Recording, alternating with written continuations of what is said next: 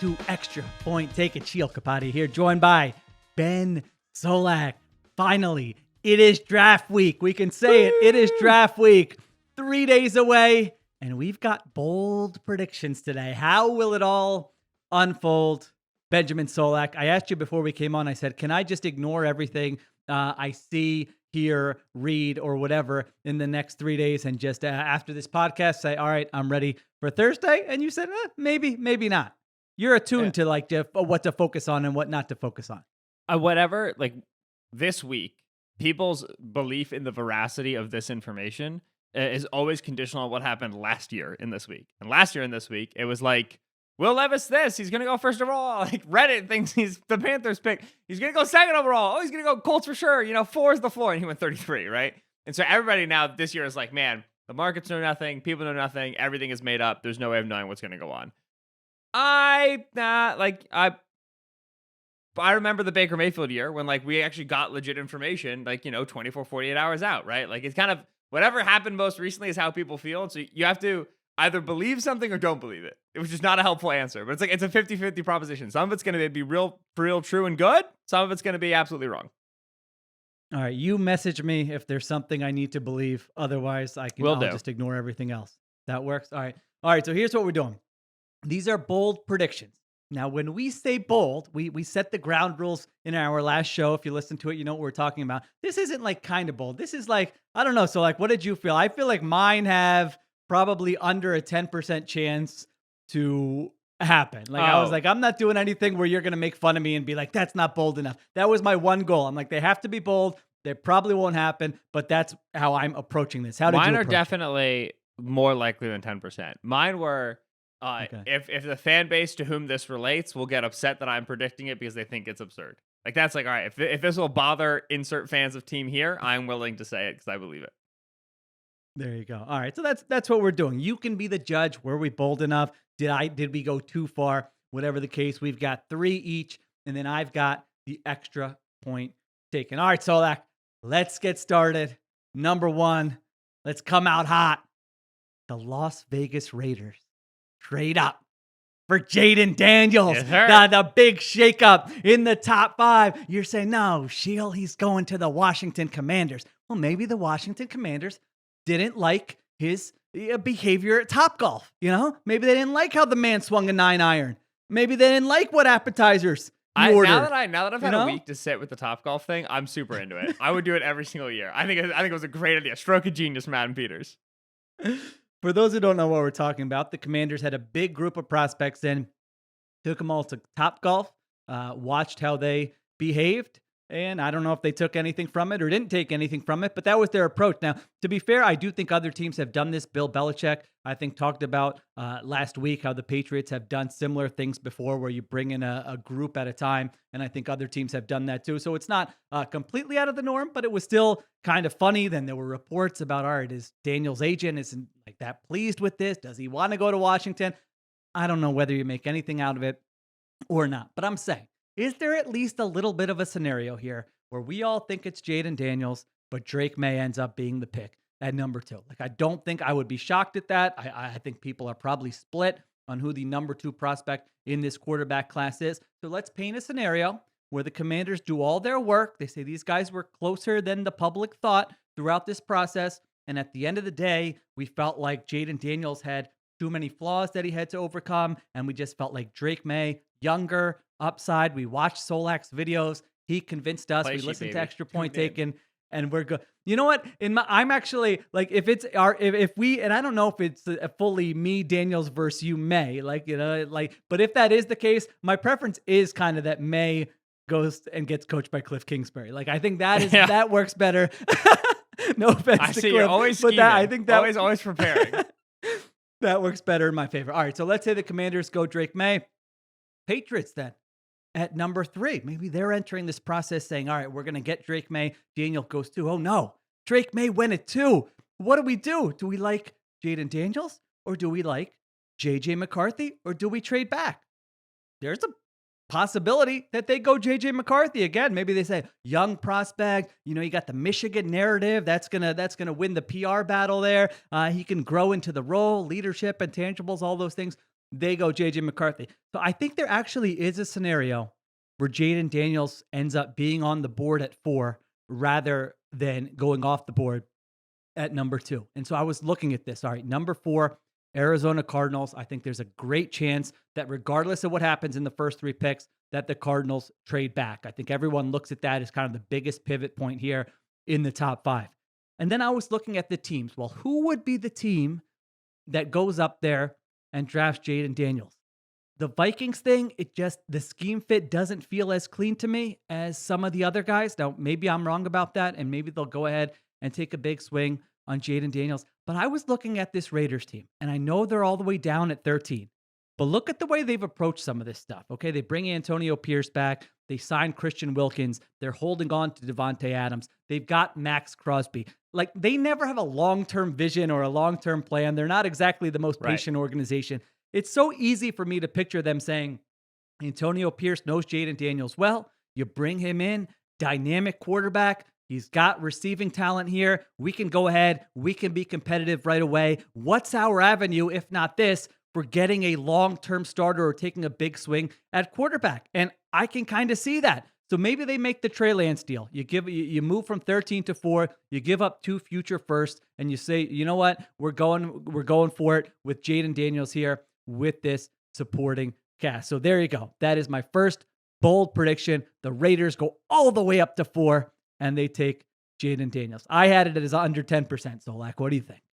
Well, my first bold prediction would serve and allow your first bold prediction to exist, which is that I don't think Jayden Daniels is going 2 to Washington. I don't buy it. You can't make that face. You say he's going to the Raiders. He has to get past Washington to go there. Solak, I'm learning from you. You are a performer. We are on YouTube now. Ringer NFL on YouTube. Go ahead and subscribe. I gotta match your reactions. You always sell my big things. I'm trying to sell your big things. Don't get mad at me. I appreciate it. That's good, right? Exactly. They get the gamesmanship thing going. I will say, because people have asked, I am never, ever, ever intending to do it ever. I really am not. I understand there's times where it's like, I believe that. Actually, no, it is very natural. We have been doing pods together for years. We didn't even have social video yet, and I was still making faces. I can't help myself. I would love to not do. I do. Anyway, I don't think Jayden's going to the Commanders. Here's why I don't. It just doesn't pass the sniff test for me. It just doesn't. I understand. Like, the league is excited about Jayden Daniels. I have seen the plugged in scouting folks, your big names at NFL Network and ESPN who have ranked Jayden Daniels high for the entire process. I've seen the Jeff Legwolds of the world. Oh, these people are historically accurate, and they got Jayden Daniels super highly. Like, I have seen all of that. I definitely think that there is a spirit within the league that has Jayden Daniels as the second overall quarterback. I think that opinion is present. I do not think it is a dominating majority opinion. I really don't. At no point, like, I have spoken to enough NFL people over the course of like 9 months, over the course, like going to last season, to know that the league likes Drake May. Like, I'm so totally unconvinced by the idea, like, oh, Drake's bad and they all like Jayden Daniels more. I just don't think that's true. I also know for a fact the league likes JJ McCarthy. Like, I'm positive that there are some teams that have JJ McCarthy as quarterback too. I think QB 2, 3, 4 is a debate across the league. All right. And so it is difficult for me to approach Washington, where every single report that's like, well, we think it's Jayden Daniels at 2, but it's not coming from them. It's coming from other league people. Like, that I find very unconvincing, right? Maybe it's true, right? Like, reporters are doing their best and they're speaking to people about people and they're piecing it together. That doesn't hold a ton of weight for me. It's second degree reporting. It's what other teams are saying about the Commanders. Like, it's not going to move the needle too much for me. Does this Jayden Daniels wants to go somewhere else. He'd rather go play for the Raiders. He's taking me with the Vikings thing. That also doesn't move the needle too much for me, but it is notable. Like, if this were locked and done and this decision were made, I don't think everybody's going to Topgolf last week. Like, I just don't think they would do that if they were like, all right, it's Jayden, turn the key and go. So I still think that there's uncertainty. I don't think necessarily like the results of Topgolf introduce more uncertainty. I think it is an indicator that there was uncertainty entering the process. So I think it's up for debate. JJ McCarthy took money 24 hours ago to go 2 overall. Drake May took money a few days ago. Like, people are betting into it. I don't think people know. So I'm willing to say that it's not Jayden at 2. And I don't know if we're going to get off this pod in 50 minutes and it's going to turn out there's a report that it is Jayden or it's not Jayden. I don't know if we're not going to get a report until 3 minutes before. I don't know if we're going to have Adam Schefter on ESPN's broadcast going, I really don't know who this pick is, Rich. Like it could be like a complete stab in the dark, like a total shock. Who knows? Jayden Daniels doesn't pass the sniff test for me at 2. Not the reporting of it, and then not the player talent of it. I just watch May and I watch McCarthy, and I go, I can't put Jayden like, oh, so clearly emphatically above these dudes. He obviously should be a lot to go too. Like I like May more than Daniels, but it's not even about that. It's just like there's too much closeness in everybody's evaluation of these 3 quarterbacks for me to feel like, all right, there's a very clear QB2, so I should expect him to be the pick for the Commanders. So I'm willing to predict that the Commanders don't take Daniels at 2. I have May in my final mock draft. A lot of that is just because when the final mock drafts get scored, if May gets taken 2, that's going to be great for me. I think it's very possible. I do think McCarthy, like you've seen, I think McCarthy's going to have some more smoke over the next couple of days. Don't know if it's real or not, but I think he will. I can understand why any of those 3 quarterbacks would be the guy for Adam Peters, would be the guy for Cliff Kingsbury. Like I said, May has history in an air raid offense. Jayden's offense isn't air raid, but it borrows air raid concepts. Cliff would be able to pretty easily see how he could take the Denbrock offense and map it onto the thing. McCarthy reminds me of Brock Purdy. Like I can talk myself into all the guys. So not Jayden at 2 is my bold prediction. Man, if they are drafting a quarterback to fit Cliff Kingsbury's system, that I understand what you're saying, but and I guess you have to factor that in. But man, that would make me nervous as a Commanders fan. I think you had this take, Solak, back in like November or December. I feel like when we first start, like we mentioned the quarterback prospects on this pod, and I think one of your big takeaways was like Caleb Williams is awesome. After that, people are going to have different tastes for the next group of quarterbacks, right? I like we've had this conversation before. And I also we had that believe. conversation. We also had the oh man, the Commanders are in actually a nice spot to reload really fast conversation. I remember, and now I'm like, frick, man, come on. Like we got this coaching staff with these free agency moves, and now the potential to bungle 2 overall. Like we're coming out the gate a little flat here, man. Yeah, that was before they hired an offensive coordinator, before this offensive line was in the shape that it's in. So I agree with you that it's hard. Like I don't have like you have a stronger take that you love, Drake May as number 2. I hate to be like so wishy-washy, but I just like, I really will not crush any of these teams for their quarterback choices in the top 5. I mean, I can sort of see it with all of these guys. I like Jayden Daniels more than you do. I see the upside. I see the tools with Drake May, even though I'm not as high on him as you are. And then JJ McCarthy, it's like for a lot of these schemes, you can just kind of see it like, oh yeah, he would probably fit well there. I could see why an NFL team would like him. So you think you have Drake May in your mock draft, which everyone can read on theringer.com. I had Drake May in my like predictions column that is on theringer.com. As well. Now, part of that was, for content, but still, the record is the record. I had the Commanders taking Drake May at number 2. So we'll see. Will it be Jayden Daniels, who has been reported to be the favorite for weeks, months now, but at the same time, no one's kind of stamping it, saying yes, 100%. There's always a caveat with it. So that's been interesting. Or will it be one of those things like you mentioned with Baker Mayfield in the past, where all of a sudden, maybe the night before the draft, we hear, oh, you know what? It really could be Drake May at number 2 for the Washington Commanders. So it is a fun. You're usually like the NFL getting it right. This is a fun top of the draft. Like I think the further down we get, I was like, all right, I'm getting kind of bored here in the 20s. But the top of this draft, with the uncertainty at 2, with the uncertainty at 3, with the likely trade down at 4, with the possible trade down at 5, with the wide receiver talent, like there is a lot of juice at the top of this draft. It should be an exciting start, I feel like. Extremely juicy draft at the top. I think the back end of the first round will also get exciting. I think it's going to be super trade heavy this year as well. And so to me, this is a fun one. That's why I'm hoping we get reports and line movement and chaos over the next couple of days, because it is a rife draft for uncertainty and madness at the top. Now, do your other takes have to do with 3 and 4 and what happens if Jayden Daniels doesn't go 2, or should I ask you about that now? No, I didn't make my takes conditional on other takes. Okay, so let's play it out here. So if Drake May goes number 2, let's say, what do you think the New England Patriots do at number 3? Jayden Daniels, JJ McCarthy, or trade out? I would guess they stay and take Jayden. That would be my anticipation. That is a prognostication I deliver with even less certainty than Jayden's going 2. You know what I'm saying? Like it is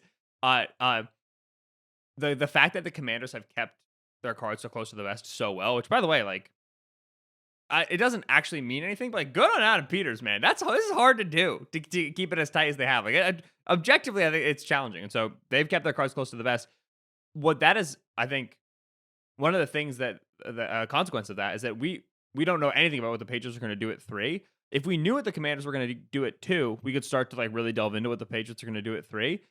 But the Patriots are also really quite the tough nut to crack. They're a big riddle. Less so because they're kind of keeping the reporting in-house, but more so because like Elliott Wolf, Alonzo Highsmith, Gerard Mayo, like they are completely new. Like this is the first Patriots team we've had outside of the Belichick era, and a year starts with a 2. So we don't know what they care about as a team. Like, are they going to care about size? Are they going to care about movement skills? What do they want to be philosophically? We just don't know. And so I think Jayden, but man, JJ wouldn't surprise me. Trade back wouldn't surprise me. Yeah, Mike Reese of ESPN, very plugged in. Great guy, great reporter. Has been covering that team for a long time. He had a piece on ESPN over the weekend that suggested that like he feels like, or his reporting suggests that it's going to be a quarterback for the Patriots, that they just feel like they can't pass on it at this point when they have the number 3 overall pick. But again, everything comes with a caveat, so you never know. All right. So you have Daniels at 3, and then what would you have at 4? What did you have in your mock at 4? Someone trades up. I think the Cardinals are staying and taking a wide receiver. That's my expectation. Ooh, I think they're Marvin Harrison at 4. The way that Monty seems to be running this right now is basically saying, hey, like I would like to stay and take Marvin. Like you can move me off of it if you absolutely nuke the offer. Like that's the presentation. Schefter was on McAfee earlier today. We're recording on Monday, talking about how if a trade happens for 4, he thinks it's going to be on draft night. Goes back to what we talked about in last Monday's episode. The closer we get to draft day and this trade doesn't happen, I think the more sketchy this gets for Minnesota, the more interesting that this gets overall. But so he thinks a trade for 4 wouldn't happen until draft night, which is fair, right? You don't, if you're the Cardinals, you don't know which quarterback's going to be there at 4. And so you could make a trade now and make another team take the risk for going and get that guy. Or if you know the Vikings want X and you can wait and roll the dice, and if X makes it there, then you can really get Quessy to the screws, right? So there's a little risk reward here. I do think they stay and draft a wide receiver. I think the Chargers at 5 are the trade back spot for where a quarterback actually ends up going. All right, I've got May at 2, McCarthy at 3 to the Patriots, and then the Raiders trade up there to 4 with the Cardinals to take Jayden Daniels. And all right, my next prediction. So I feel like you're going to rip this one, but you know what? Sometimes I got to take a swing. And you know what? Sight unseen, I'm willing to rip it. Whatever it is, I disagree. All right, it was going to be that Drake May is the second best quarterback. Let's go. That wouldn't be a prediction. All right, I've got the New York Football Giants ending up with a quarterback in this draft. His name is Michael Penix Jr. The Giants, not at 6. Okay, here's how it happens. The Giants are on the clock at 6. And I already told mine are kind of contingent one on the other, just because that this was in my head when I went through the first 32. Right. I'm like, all right, what do I got here? So, all right, the Cardinals move from 4 to 13. Then they pull the old full Monty. What's the full Monty? You trade back, and then you trade up, and you take a premium position. We saw them do it last year. Monty Austin Ford, they traded back. They come back up. Paris Johnson Jr., left tackle, almost the exact same thing this year. They trade back to 13. Then they come back up to number 6, and the Arizona Cardinals take Malik Neighbors there, and the Giants end up moving back to 13. So in this scenario, the Giants end up having the Raiders pick. Now, any report you read out of New York, Giants reporters for the last 2 months, what has been the number one focus is that this team's doing a lot of work on the quarterbacks. They kind of like a J.J. McCarthy. They kind of like a Drake May. They had dinner with Michael Penix Jr. after his pro day. They sent everyone out there. They watched it. Then they took the man to a nice dinner out there. They're doing a lot of work on these quarterbacks, and I think they should do a lot of work on these quarterbacks. Daniel Jones, one more year, you're tied to him. Deal was a mistake in the first place. You knew that if you listened to Extra Point Taken. You probably knew that even if you didn't listen. I'm about to say, you knew that if you got 2 eyes. We don't want to give ourselves credit. Yeah. I don't need. We don't need to flex on that one. You knew that without listening to us. So they're tied to him for one more year after 2024. No guaranteed money for Daniel Jones Jr. They can move on from. It's just Daniel Jones. Michael. Yep. Michael. I mean, if you want to give him a pop named Danny, go for it. That's your All right. prerogative. There's too many names in my head, so like I can't keep up with this like you can. The 150 names and I'm supposed to know school and year and position and have a take on them. I'm not built for this draft life. This is a young man's game. I'm not built for it. Okay. Daniel Jones, not Daniel Jones Jr. They can move on from him. Brian Daboll, Joe Shane, what's their plan at quarterback? So when they're at 13, as I was going through this process, I thought, all right, they could take an offensive lineman. They could take a cornerback. At some point, though, if you like the upside of a quarterback, and it might be a little bit high for Michael Penix Jr., I don't know. I know I'll hear what you think about him here in a second. But if you like the upside, again, you're weighing two things: percentage that the pick hits and upside if the pick does hit. So even if the percentage is, I don't know that it's going to hit, if you get to a certain point, then you say, well, if it does hit and we think he can be like the 15th best quarterback in the NFL on a rookie contract, that is very, very, very, very valuable. They should know that better than anyone after what they paid Daniel Jones after his only good year in the NFL. So I've got the Giants trading down, landing a quarterback. Some people, there's a lot of rumors that, hey, maybe they could trade up, maybe they could stay put and still end up with a J.J. McCarthy or a Drake May. So I've got a little curveball here where they trade down and they take Michael Penix Jr. What do you think? Have you watched Penix? Not as closely as you have. Yeah. You don't like him. Well, here's the thing. Like, Penix is a tricky prospect for me because charting wise, I do not like him. History wise, like medical, red flag wise, I should say, like medical checks and his age and the fact that he played on a team with just three NFL receivers, three NFL offensive linemen, NFL tight end, NFL running back, like NFL offensive coordinator. Like, there's a lot to be worried about in that regard, right? So, like, red flag wise, I don't like him. Film wise, I don't like him very much. With that said, when you go and you look at like some of the round 3, round 4, round 5 quarterbacks that hit, one of the shared characteristics is they're willing to just trigger. They're willing to just go. And the thing about Penix is, like, if I were a team that had the super friends, right? That had, like, if I were like the Dolphins and I just had like multiple elite wide receivers, right?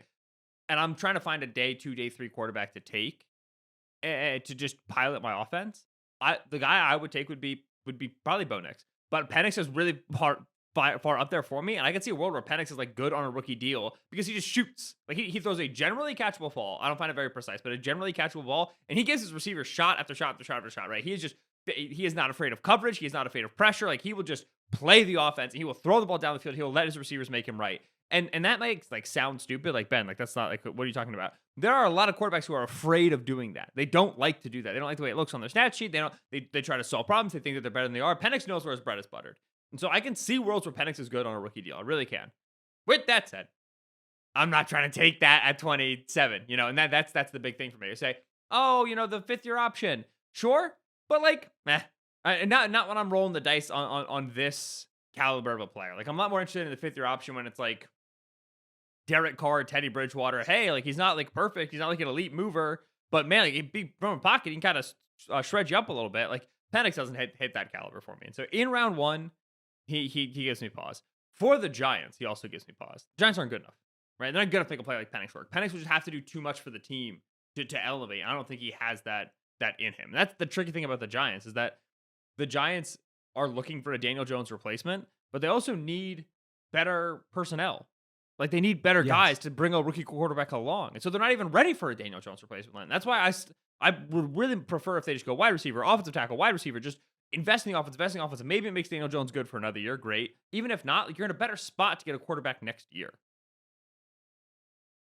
I think that's probably the right approach for them.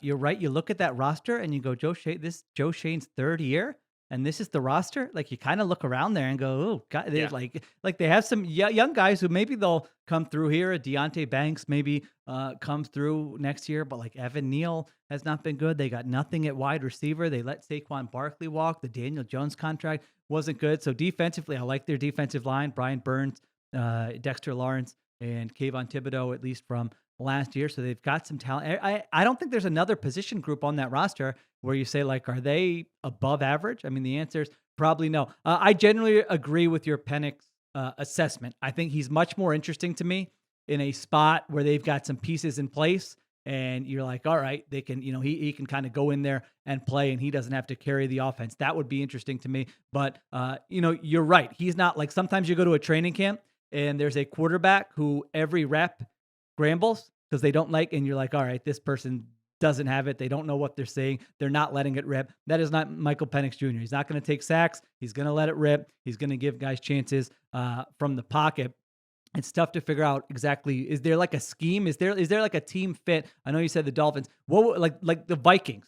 Does he fit with the Vikings? Yes. Yes or no? Is there another team? Yes. Okay. So Yeah. you like him as a potential. Him with fit the for Vikings, I think is good. I think him with the Raiders is good enough, right? Jacoby and Devontae, I think it'd be nicer if they were better on whatever it's called, offensive line. But in general, like I think that one works.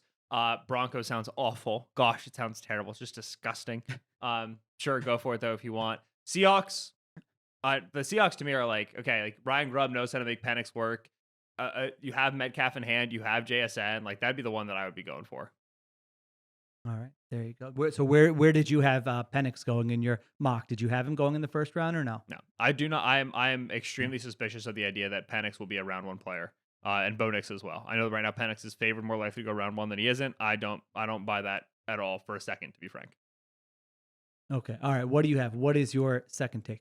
Second all right. pick, bold prediction. You might bully me, but I want to get this out into the world because I think it's going to happen. Or I think it's good enough chance to happen. I don't think Joe Alt's the first offensive lineman off the board. In fact, given the conversations that I've had, you're already smirking at me. Listen! No, I love that you think, like, I'm not in your little circles. I'm not going to bully people for a take like that. I mean, that's crazy. I'm offended that you would even think that well, you think I care that much about Joe Alt not being there? Like, I'm going to make fun of you for that? Offensive lineman. That's your it's good. I'm interested. Tell me who is the first offensive lineman, or it's the field? I think it's J.C. Latham, the tackle out of Alabama. Right now, J.C. Latham is 14-1 to be the first tackle off the board at FanDuel Sportsbook. That's a bet at exactly that price that I have. I took it at 14 like last week, and it's still there. Latham, for those who don't know, he's one of the younger offensive linemen that we have in the class. He's coming out as a third-year junior. He's 21 years old. He's one of the better, one of the craziest size guys that we have in this year's class. Like obviously, you have a Marius Mims who's supersized, 87-inch wingspan. But Latham's there. He's got 84-inch wingspan, 35-inch arms. He's 342 pounds. He's enormous.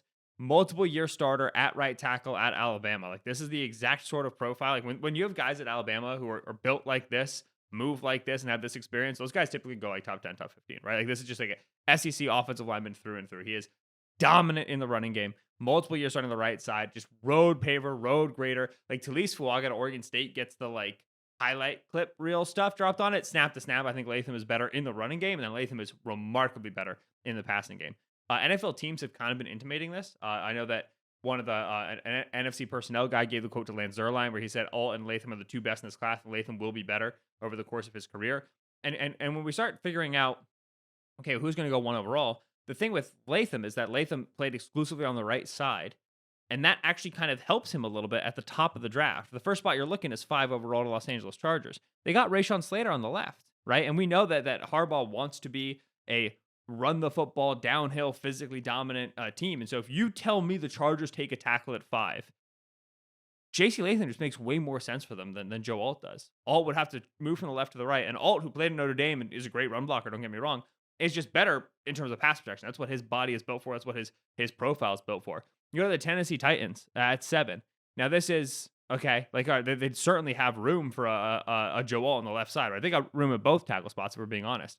But if we talk about a Bill Callahan team and the development of traits and bringing all like offensive alignment and growth and whatever, J.C. Latham has some of the stuff that you can't teach. Again, so does Joe Alt, but like J.C. Latham is right up there in terms of developmental traits and the size. Like, he's a little bit more heavy-footed. I don't think he's not that much of a plotter. Like certainly he's not like Olu Fashanu sprinting out there. Troy Fotton, who looks like he's like 280 pounds on the hoof, but he can still move. It's like I think that there's a reasonable expectation for him to have that spot.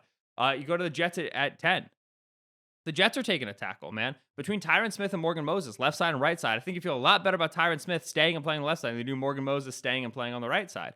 So, okay, I think they're more likely to go right-handed. I think that, again, J.C. Latham is your best right tackle off the board. And so some of the teams that need tackles up front in the top 10, I think are at a higher likelihood to address the right side than the left side than people realize. And while Joe Alt certainly can switch, and like you can talk about that, there is an elite right tackle prospect in this class. His name is JC Latham. And that's how the league views him. League views him as the second tackle in the class, if not the first tackle in the class. And so to me, I think that JC Latham has a shot to be the first tackle off the board. Joe Alt, a little bit of a draft day fall, would not surprise me. Where do you have JC? And you know JC Latham's nickname, right? I think I told you on another pod. It's like cheeks or juice or something cool. No, it is not. What is it? Although it could be now.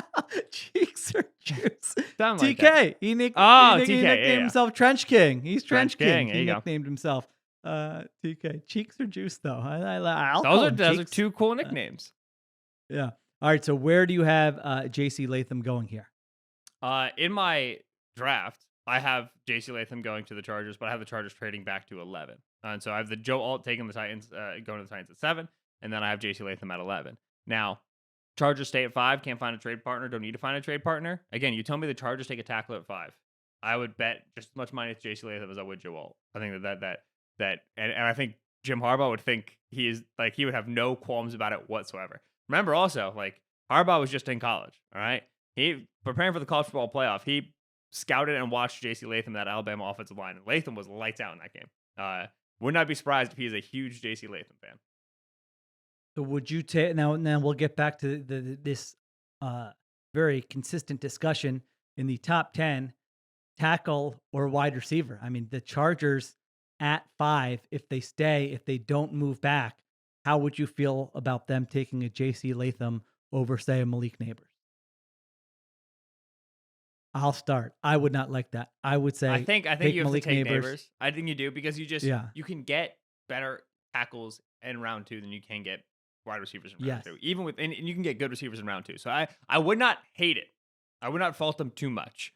I would be very interested what the plan is at wide receiver round 2, round 3. You kind of got to throw a lot of darts at it there. The other thing is that you say the name explicitly, Malik Neighbors. Neighbors is exactly what they've been missing, right? Let's get some speed on the field. Get somebody to go downfield. And so that particular fit is very, very attractive.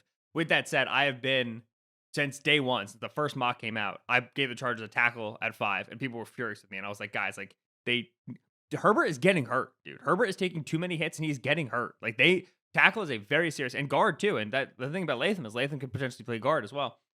They need offensive line help desperately. And so I won't fault them too much if they go Latham over Neighbors. I won't like it, but I wouldn't hate it.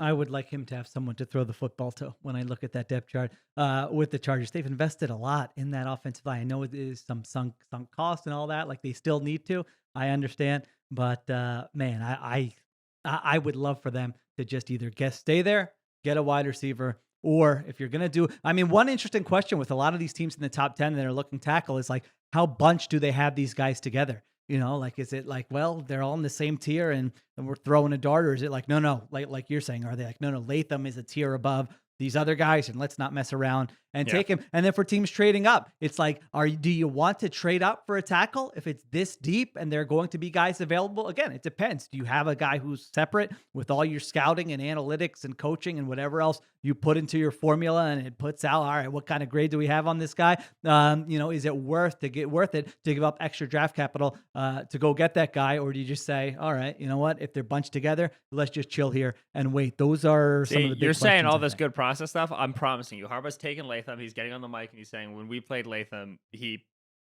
beat us. He beat our butts for 4 quarters in the trenches. That is it. And I like him, and he's big and he's scary. Like, I promise you, that's the logic.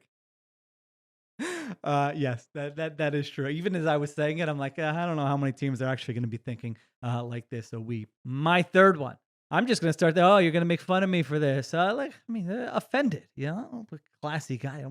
I like when do I not like offensive linemen? I'm interviewing Jason Kelsey while you're in diapers. Come on. Yeah, the offensive lineman always liked me. Your offensive line era, all right? Listen, every time I am the hipster. I was interviewing offensive linemen before it was cool. Now that it's cool, I'm out. Exactly. You then you always present yourself as the foil to the hipsters when you have many hipster proclivities. I did. Someone actually called me out. I think it was last week, where I said, all right, I hear more people using the term football hipsters. We started football hipsters, and people were like, that's a very hipster thing to say, that like you started it and you were on it. I'm like, all right, yeah, that's probably true. So nice job by the expats on that one. All right, my third one. The Jacksonville Jaguars trade up Yes. for one of my favorite prospects in the first round, Malik Neighbors. Brian Thomas Jr. Brian Thomas Jr. Can they get up to get Malik Neighbors? I guess they could. I've got him taking the other 17 to LSU. 8 and with the Falcons. Oh, to you go do? get him. Okay. Yes. The Falcons are going to trade. Listen to this. The Falcons are going to trade the Jaguars Calvin Ridley for a season. And then Calvin Ridley's going to leave. And then the Falcons are going to trade with the Jaguars again. The Jaguars can go get Malik Neighbors to replace Calvin Ridley. That's what's going to happen. And I'm going to die laughing. That would be pretty exciting, Malik Neighbors. But Brian Thomas Jr. too. I mean, Brian Thomas, I love this guy. Again, one of my favorite prospects in the first round, LSU wide receiver, big, fast, productive. And Trent Baalke, what does he like? He likes those athletes. He likes those measurables. You know, we did our GMs with the most at stake Solak. Was it last week, week before? Whenever we did that. I think it was 2 weeks ago. And one of the guys I thought about was Trent Baalke. And I'm looking at that Jaguars team, and I don't it's probably not just Baalke. If they don't have a good season here with Baalke and Doug Peterson, like if they don't make the playoffs, and it's 2 years in a row where they don't make the playoffs, and kind of the first year they made it, but they snuck in, and then they have the comeback win against the Chargers. I don't know what happens with that regime if they don't have a nice season here. And so I always like to identify the GMs who might be feeling that heat, thinking, I got to kind of make sure I got some job security here. And Baalke might be one of those guys. At the same time, they lose Calvin Ridley, like you mentioned, in free agency.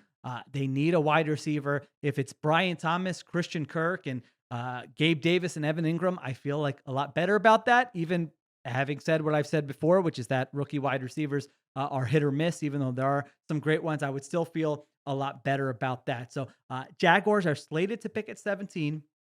I have them in my mock trading up to 12 with the Denver Broncos and taking Brian Thomas Jr. What do you think about Brian Thomas Jr., where he goes, and that potential move for Jacksonville? I like the Jags to take a receiver. They've done their work on their top receivers. I think that they very clearly plan to be in a Calvin Ridley, Gabriel Davis, Christian Kirk world, and like Zay Jones kind of be the odd man out of that trio. And then Calvin surprised them and left for Tennessee, and now they're scrambling a little bit. I like them to take a receiver in round one. I like them to be aggressive to go do it. I think they're a little bit on tilt.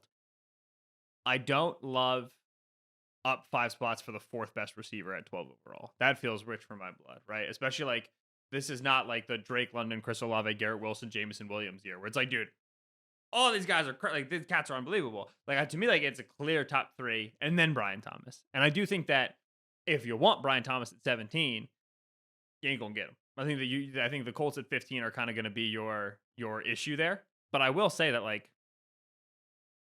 I don't know, like I'm happy to let the Colts take Brian Thomas at 15, and then I'll solve the problem later. Like as a guy who likes Brian Thomas, that it's rich for my blood. And again, like trading up 5 picks, I think is healthy. I obviously have them executing an even bigger trade up for Malik Neighbors, but I think there's a delta between those 2 players, and it's worth it. Brian Thomas, like, what's Brian Thomas doing in year 1 for the Jaguars with Christian Kirk and Gabriel Davis and Evan Ingram on the roster? How many targets is he garnering? Right, that you're paying the Lions tax to go get Jameson to go get like a field stretcher, which did not work for the Lions, lest we forget. I think he could be just fine in year 1. I love this guy. 17.3 yards per reception last season or throughout the course of his career. Ran a 4.33. Crazy athleticism. Most touchdowns by a Power 5 receiver since Devontae Smith. Can catch the ball downfield. Can make contested catches. All right, don't give me your diverse route tree stuff, okay? You can teach Brian Thomas a little bit more. He can break tackles. He can run away from guys. I would be very excited to see him playing with Trevor Lawrence and Doug Peterson. I think Brian Thomas Jr. is going to go higher than maybe some people expect. I don't know what his over-under is by these sports books, but he's someone who I think teams are going to really, really like, and I think the Jaguars could be a team to watch trading up for him. All right, Solak, what do you got? What's bold prediction number 3? By pick 16, let's say, first half of the first round, one of the 3 following players will be traded. 1. Ooh. Brandon Ayuk. This will be a good lead into my extra point taken. All right, Brandon Ayuk. Okay, Brandon Ayuk, which I feel like everybody already, like, you know, maybe this will happen, maybe this won't. Brandon Ayuk's out here like on Twitter and on social being like, it goes down in 4 days. Like, I don't know what, something's afoot. Ayuk's up there. Number 2. Did he tweet that actually? He I think it was on Snapchat or it was on Instagram where he posted something where he was like, fireworks in 5 days or whatever. Like, he's a lot's going on with Brandon Ayuk's socials right now. I don't pretend to know what's going on. That's number 1. Okay. Number 2, DK Metcalf. Ooh, that's an interesting one. I haven't heard that name brought up. That has been, it's been rumor mill stuff. I've heard it mentioned by people. You're going to look at Metcalf's, which I literally can't tell you who these people are, so don't ask me. But I've heard it mentioned by people. That's great attribution. Yes, all right, wonderful. Well, no, because it's not public, but per sources, Sheil. Okay. There's been discussion about DK Metcalf potentially moving out of Seattle. Right now, Metcalf is a $24.5 million cap hit. He would be a $36 million dead cap hit, right? And so as of right now, like structurally, they'd have to mess around with the trade. They'd have to post June 1 it to try to to make it better for the team this year. But they can get off of his deal this season or at the end of this upcoming season if they want to. There's been reports and rumors of frustration between him and Geno Smith. They drafted Jack Smith-Njigba in the first round last year. There is not a ton of smoke, but there is enough smoke on Metcalf potentially getting moved that I want to mention it here. The third and final player that will potentially get traded, which goes back to one of your points, Sheil, one of your predictions that you made, is Giants quarterback Daniel Jones. Listen, if you're the Broncos and you're there at 12 and the Giants take a quarterback at 6, you're not calling about Daniel Jones? You're not calling and saying, listen, I'll get him out the building for you right now, right? Now, again, Daniel Jones, once again, is a $47.8 million cap hit right now. He has 69.3 in dead cap if you're outright cut. So once again, if you're going to trade him, you're going to have to mess around with the contract structure. You're going to have to post June 1 it. There's ways to get around it, though, because we're after the league year. And so you can change some money and you can move whatever you want to. He had salary guarantees kick in earlier this year, right? They kicked in, I think, like the 5th year of the league year or something. So he does have some guaranteed money in 2025. They weren't able to get that done beforehand, but you didn't know if you were going to get a quarterback. So let's say the Giants get to stay at 6 and they take JJ McCarthy. If I am Sean Payton, I am absolutely 100% unequivocally calling for Daniel Jones. Daniel Jones is for as much as we like to take the mickey out of Daniel Jones, Daniel Jones is remarkably more functional than like Jared Stidham and blank. I think honestly the Raiders would probably call about Daniel Jones, right? Like Gardner Minshew, maybe not. Take the tires and see. I don't think it's going to cost too much. You know that you want to move on from him. Yeah, give it a call. Give it a see. Give it a shot. And I don't know if this will actually happen before pick 16. That'd be a little bit too fast for it to happen. But if I want to send this year's second, next year's second, Daniel Jones, what? No. I'm not this year's second and next year's second for Daniel Jones. Not both of them. If I'm doing the negotiation, right? And I'm talking about, I'll send this year's 2. Potentially they're coming back. Like I didn't mean both of those picks. I'm saying when you are brainstorming the deal, you want to have picks this year that you can potentially send. And so I'm just saying that if and when the Giants take a quarterback, if I were the head coach of one, or if I were the general manager of one of these teams that doesn't have a QB, say the Patriots don't get their guy, I would call about Daniel Jones. I don't love Daniel Jones. I don't think $40 million for Daniel Jones was a good idea. I do think that Daniel Jones is like the 20th best quarterback in the league, and that can be a helpful thing to have in the building. So I do think that you're going to see a 20th best. Yeah. Wow. Okay, you want to name quarterbacks back and forth? Get the Daniel Jones? Not really. I mean, we can I guess we might as well. All right, let me bring up the. I'm pulling up Steve's quarterback rankings right now. I don't know if he had. I got the ESPN standings in front of me. All right. I don't know if he had Daniel Jones still up. He has Daniel Jones at 21, below Caleb Williams. Okay. All right. Listen, I think Daniel Jones in the right situation is somewhat interesting to me. I think I think the idea that a team would give up anything of value for a guy who he's guaranteed a salary of $35.5 million for 1 year. What? So you're paying you're giving up something, and you're paying Daniel Jones $36 million next year when he's coming off a season-ending injury and has missed 18 games in the past 3 seasons and has been good for 1 season. Like that is very. I don't think that that's gonna. And the other thing is, you have a feel like he could be available after the season. I don't even know if he's tradable. Like it might be like a pick swap or a conditional day 3 thing or something for the Giants to save that money that they guaranteed him. I mean, please, you call him right now. They don't have to take JJ McCarthy. I think if you call him right now and give up and say we'll give you a second, yes, all right, here we'll help him pack. Don't worry about the jet. We'll send him over. We'll find him a place to live. Don't worry about anything else. I think we're conflating the badness of the Jones contract with the badness of Jones. Because no, but you're still trading for a 1 year, $36 million contract guaranteed. Right. But like Daniel Jones on 1 year, $36 million is not the word. We were all fine with the franchise tag for Jones after his one good season. That was after his good year. Now it's another year where he couldn't stay healthy and didn't play well. Sure, now but we have more evidence. We were fine with the franchise tag. That was functionally 1 year and how many million? What would it have been? It would have been around that number. Yeah, but that was I mean, like Jacoby Brissett went for what, 1 year, $8 million, like to the Patriots, and now you're gonna give up draft capital and pay Daniel Jones 1 year, 36. Like that's crazy. Okay, I don't like that I've become this person, but Daniel Jones is measurably better than Jacoby Brissett, Sheil. Measurably?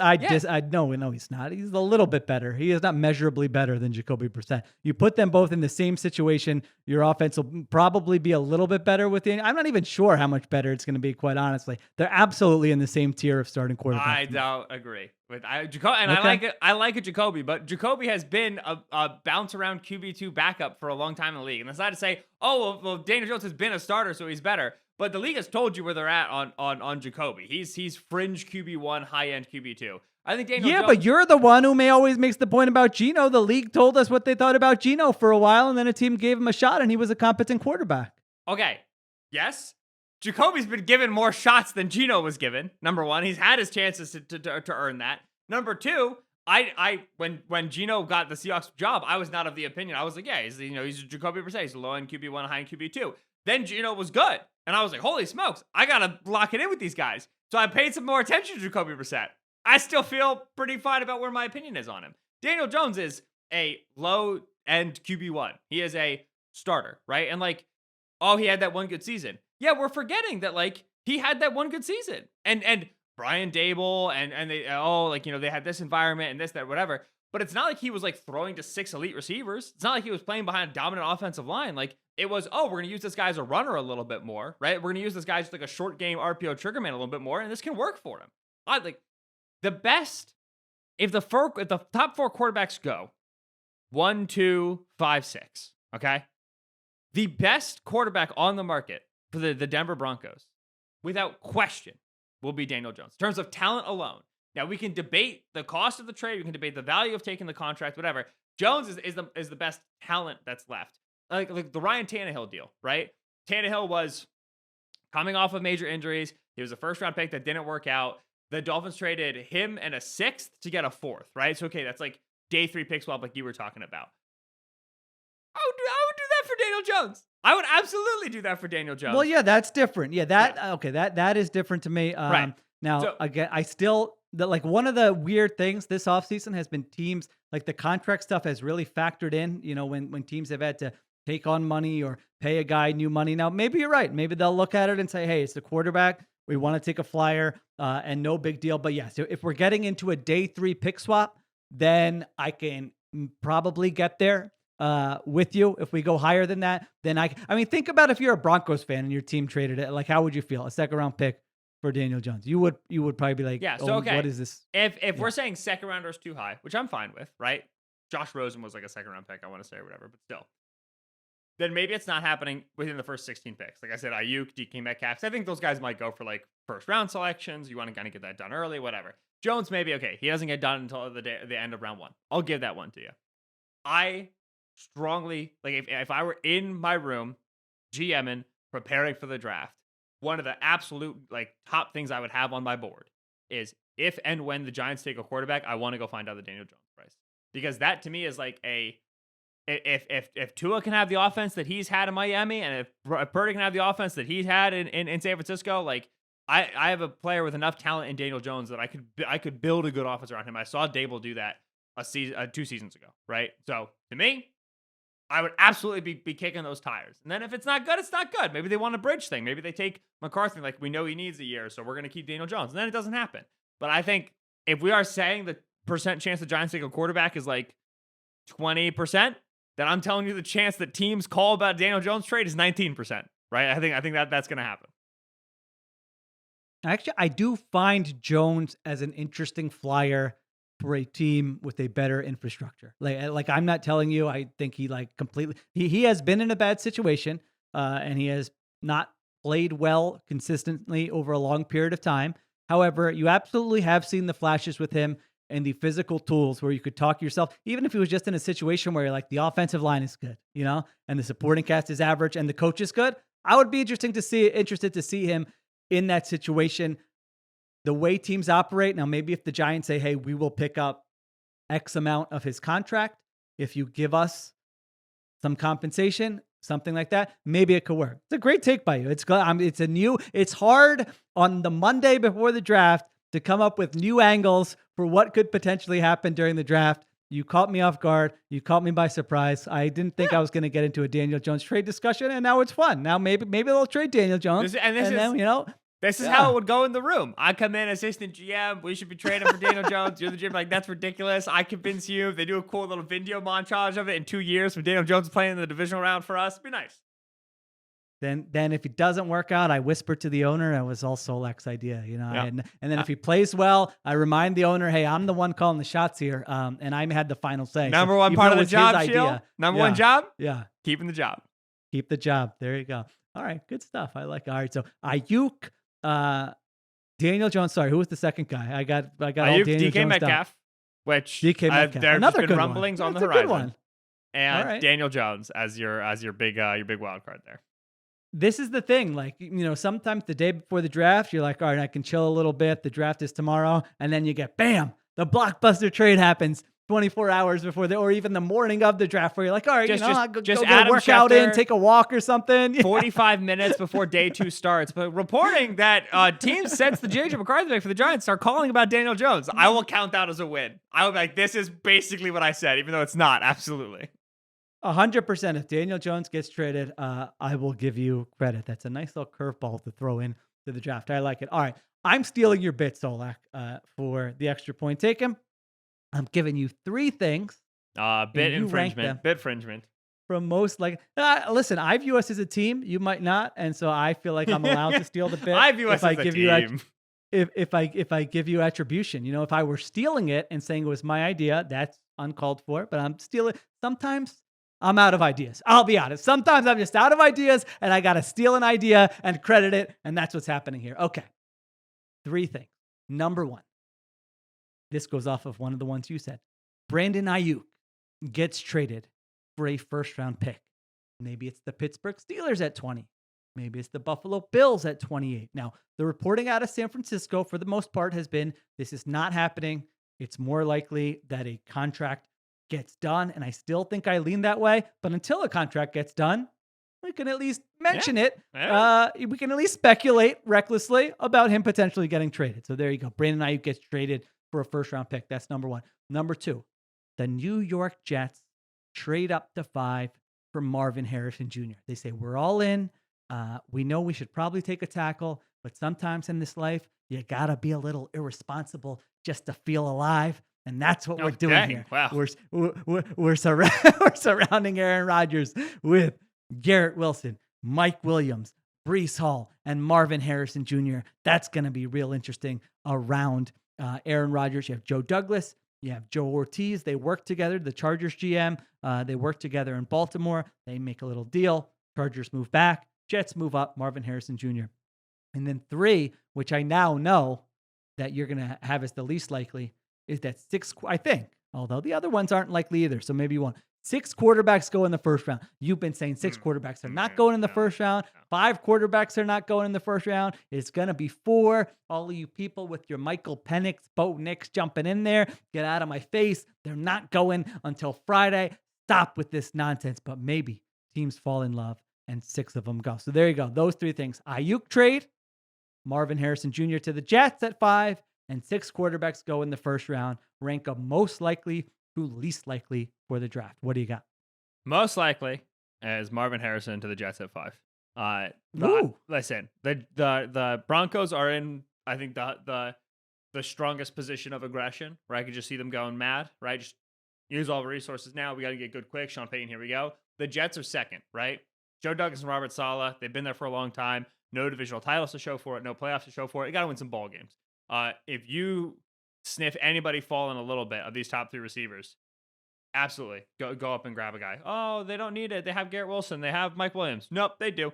And even if they didn't, you do it to make the point. You do it to be like, we are all in for this season. We are investing right now.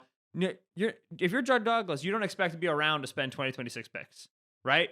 And if you are, that's 2026's problem. Right now, use 2026's pick to solve 2024's problem. I think that they are a good candidate to aggressively trade up for a round 1 receiver. That's the most likely. Brandon Ayuk trade, I would say, is the second most likely. I put a Brandon Ayuk trade at like less than 10%. I don't think that it happens. I think it'd be silly for the 49ers if they do it. I think the only world in which they do it is if they feel like they can immediately turn around and add a receiver that they really like as part of the deal, right? Like, I think the only way an Ayuk trade happens is if they are 100% certain the end result of that trade is like, oh, we have the 15th overall pick, the Colts sent it to us, and Brian Thomas is on the board and we want him. Like, that's the only worlds in which that deal, I think, it gets done. So I think it's unlikely. I think it's less than 10%, but I will say it's second. 6 quarterbacks are not going in the first round. It's not happening. 1% chance. We do this every year. We do this every year. Every year. Oh my gosh, it's crazy. Everybody actually really likes this guy who's been quarterback 5 the whole time. Yeah, no. He'd be higher if he wasn't. If he were good, we would. Like, that's always the fundamental truth of it. All teams want is a good quarterback. That's the only thing in the entire world that matters, is drafting a good quarterback early. If a quarterback were good enough to go round 1, we would start hearing about it in February. If it starts happening in April, it's not real. Because teams just figured out Michael Penix is in this draft. Penix was playing in a college football playoff. It's the national championship. Like, oh, and after 4 months of film review and interviews, now we think the guy's round 1 player? Hogwash. Absolutely not. It's horse feathers. He's not going round 1. I love how worked up you get about that. I'm just telling you, for the remainder of our lives, whenever we podcast together, I'm going to be bringing up how many quarterbacks are going to go in the first round just to get that reaction from you. So I'm preparing you for it now. You won't be able to help yourself. I'm not just going to do it this year. I'm going to do it next year. I'm going to do it the year after that. If there's at some point where we're not even, I'm just going to call you or text you and tell you it, even if it's not for public consumption. The problem because I like your reaction. is that I am going to be wrong. Because as what? Well, no, like maybe You're not just so passionate about it. No, because maybe not this year, but as the years go on and like quarterback just desperation becomes higher and higher and higher and higher, teams are going to start doing more and more ridiculous things. It's power creep, right? I mean, it's just like the constant, just like, and this contract is bigger, and this contract is bigger. Like, if the Raiders taking a player like Penix at 13 overall flat 5 years ago was like an astonishing idea. Like flabbergasting idea. Now it's something you can just bandy around for free.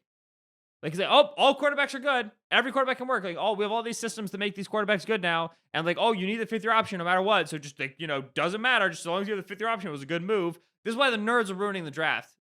Call back to a Ben take from a couple years ago. Nerds are ruining the draft because like, oh, like this is a plus EV decision. Like if the Raiders take Penix at 13, it will be a pick that is defended by people, because you have to get quarterback right and you need to get them on a cheap contract, despite the fact that there's just so much evidence that this is not the sort of player that you want to be your quarterback for the next 10 years. It just isn't. It's going to happen at some point. Whether it's this year, next year, or following year, where I'll be like, no, there's no chance this guy goes round 1 and then he does, because the league is going bananas. But for right now, no.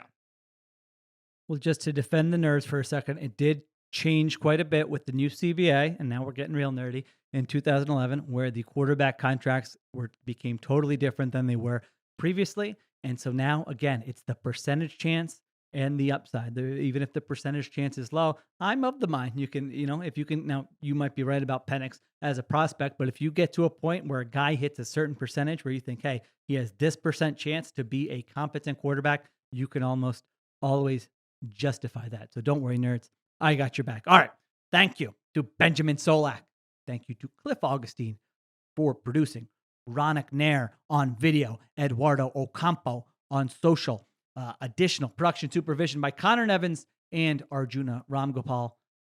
Next up, I will be here Thursday night with the other Ringer NFL crew members doing a little first round recap. Solak, you'll be doing Ringer draft show Thursday night. Yes. Yeah. So we will Okay, cool, have shows coming out pretty much all week. We'll have a live show in Detroit that we record on Wednesday, and then Thursday night we'll have a round 1 recap. I'll have recaps up written on the site. Everybody should come and hang out. It's gonna be the best time in the world. There you go. So check out all that. The Ringer has your draft needs covered. If there's breaking news between now and Thursday night, we'll be back. Otherwise, we'll be back Thursday night recapping round 1. Thanks for listening. Talk to you soon on Extra Point Takeover.